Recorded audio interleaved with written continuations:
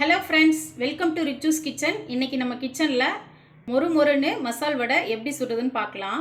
முதல்ல இதுக்கு தேவையான பொருள் என்னென்னன்னு பார்த்தறலாம். நான் வந்து ஒரு 1/2 கிலோ கடலை பருப்பை ஒரு 2 மணி நேரம் தண்ணியில நல்லா ஊற வச்சு எடுத்துர்க்கேன். தண்ணி எல்லாம் நல்லா ஃபில்டர் பண்ணிட்டு எடுத்து வச்சிருக்கேன். தண்ணி சுத்தமா இருக்க கூடாது. நீங்க இந்த கடலை பருப்புக்கு பதிலா வடை பருப்புன்னு சொல்லிட்டு தனியா ஸ்டோர்ல விக்கும். அது கிடைச்சா கூட நீங்க பண்ணலாம். இதை விட அது இன்னும் நல்ல மொறுமொறுப்பா இருக்கும். சோ எனக்கு கிடைக்கல அதனால நான் கடலை பருப்புல செய்றேன். 1 டேபிள் ஸ்பூன் அளவுக்கு சோம்பு, 1 ஸ்பூன் ஜீரகம், ஒரு 7 பல் பூண்டு, இது வந்து தோலோடு எடுத்து வச்சிருக்கேன். ஒரு 4-5 வரமிளகாய், ஒரு 2 பச்சை மிளகாய், இதை நல்லா பொடியா கட் பண்ணி வச்சிருக்கேன். 2 பெரிய சைஸ் பெரிய வெங்காயம், இதையும் நல்லா பொடி பொடியா கட் பண்ணி வச்சிருக்கேன். அப்புறம் கொஞ்சமா கொத்தமல்லி கருவேப்பிலையும் நல்லா கட் பண்ணி வச்சிருக்கேன். தேவையான அளவு உப்பு. இப்போ வந்து நம்ம வடைக்கு மாவு அரைச்சிடலாம். இப்போ ஒரு ஜார்ல இந்த சோம்பு, சீரகம், பூண்டு இதெல்லாம் சேர்த்துக்கலாம். கூடவே இந்த வரமிளகாயும் ஆட் பண்ணிக்கலாம். இதுக்கு தேவையான அளவு உப்பையும் சேர்த்துக்கலாம். இந்த மசாலாவை மட்டும் ஃபர்ஸ்ட் கொரன்னு அரைச்சு எடுத்துக்கலாம். அதுக்கப்புறம் நம்ம பருப்பு சேர்த்துக்கலாம். இப்போ பார்த்தீங்கன்னா நல்லா கொரன்னு அரைச்சு எடுத்துட்டேன்.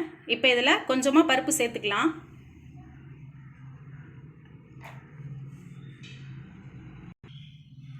இப்போ இதை நல்லா கொரன்னு அரைச்சிக்கலாம். ரொம்ப நைஸாக அரைச்சி எடுக்கக்கூடாது.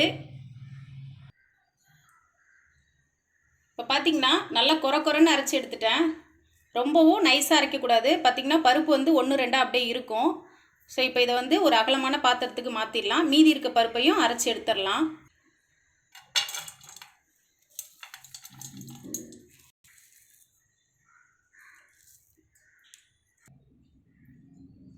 இப்போ எல்லா பருப்பையும் அரைச்சி எடுத்தாச்சு. இப்போ மீதி இருக்க பொருளெல்லாம் சேர்த்துக்கலாம்.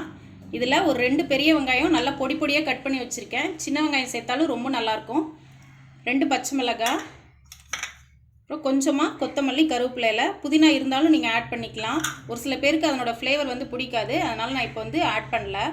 ஸோ இப்போ இது எல்லாத்தையும் நல்லா மிக்ஸ் பண்ணிக்கலாம்.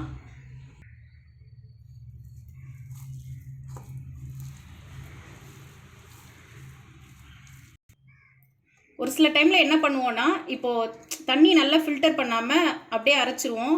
ஸோ வந்து கொஞ்சம் லைட்டாக தண்ணி விட்ட மாதிரி இருக்கும். ஸோ அந்த மாதிரி டைமில் என்ன பண்ணலாம் அப்படின்னா, கொஞ்சமாக அரிசி மாவு இல்லாட்டி கார்ன்ஃப்ளவர் மாவு ஆட் பண்ணி போட்டிங்க அப்படின்னா கரெக்டாக வரும். நல்ல மொறுமொறுப்பாகவும் இருக்கும்.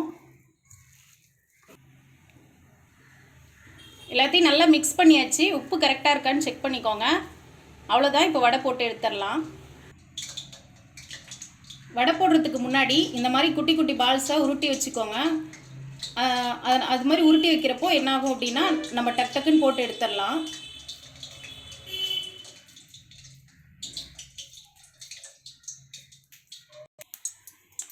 இப்போ எண்ணெய் நல்லா காஞ்சிட்ருக்கு. லைட்டாக ஒரு துளி இப்படி விட்டு பார்த்தோம் அப்படின்னா எண்ணெய் காஞ்சிச்சா இல்லையான்னு நம்ம செக் பண்ணிடலாம்.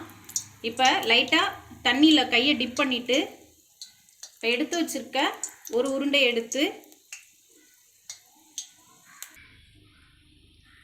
இந்த மாதிரி வச்சுட்டு லைட்டாக ஒரு ப்ரெஸ் கொடுத்திங்கன்னா போதும். உங்களுக்கு எந்த சைஸ்க்கு வேணுமோ அந்த சைஸ்க்கு நம்ம அழுத்தி எடுத்துக்கலாம். அவ்வளோதான். இப்போ இதை எண்ணெயில் போட்டு பொரிச்சு எடுத்துடலாம். எண்ணெயில் போடுறப்ப பொறுமையாக போடுங்க.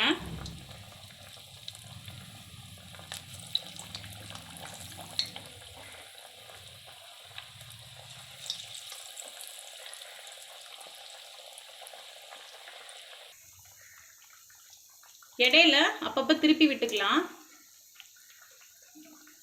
இந்த மாதிரி எண்ணெய் பலகாரம் செய்கிறப்பெல்லாம் இரும்பு கடாயில் செஞ்சோம் அப்படின்னா எண்ணெய் வந்து அதிகமாக இழுக்காது. நம்மளோட மசால் வடை ஈஸியாக ரெடி ஆயிடுச்சு. இப்போ இதை எடுத்துடலாம்.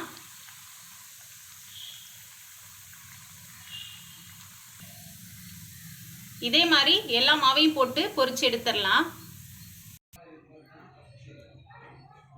சுட சுட டீ, சூடான வடை ரெடி ஆயிடுச்சு. நீங்களும் இதை ட்ரை பண்ணுங்கள். ட்ரை பண்ணிவிட்டு பிடிச்சிருந்தா மறக்காமல் சப்ஸ்கிரைப் பண்ணுங்கள், லைக் பண்ணி ஷேர் பண்ணுங்கள். தேங்க்யூ.